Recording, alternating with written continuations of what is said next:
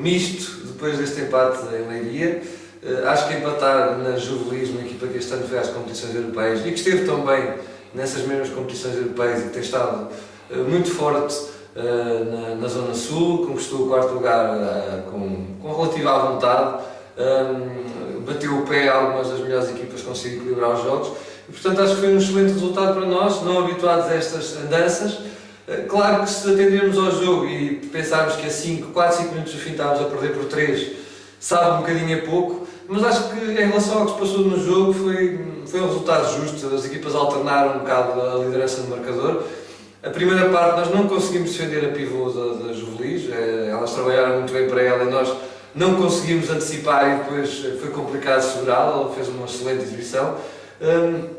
Acho que ofensivamente conseguimos estar sempre bem e seguras o jogo inteiro, nunca nos perturbarmos quando os adversários tiveram 3 golos de vantagem. Acho que mostramos aí alguma tranquilidade que nem sempre sucede. A equipa está confiante, a equipa está mais madura, está sobretudo a acreditar mais. Depois na segunda parte melhorámos defensivamente, conseguimos passar para a frente, depois foi pena aquele instante final. Tínhamos várias jogadoras lesionadas, conseguimos superar isso, as limitações que hoje tivemos. Acho que toda a gente foi muito importante. Aqui uma palavra para a Sofia, que com a desqualificação da Catarina muito cedo no jogo foi chamada a jogar muito mais minutos do que tem sido normal este ano e saiu-se muito bem.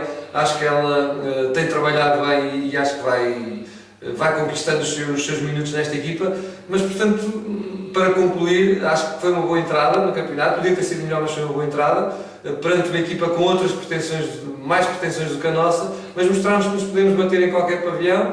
Para a semana uma jornada dupla. Peço aos nossos adeptos que sempre nos acompanham e que hoje mais uma vez foram a Leiria, que venham ver o jogo no sábado, muito importante, do Académico de Porto. No domingo recebemos os campeões nacionais, os gilianos, e é sempre uma festa. Espero que nos apoiem como nos apoiaram até chegar até aqui, porque a equipa tem estado muito bem. Espero que mais uma vez mostremos o nosso valor no próximo fim de semana.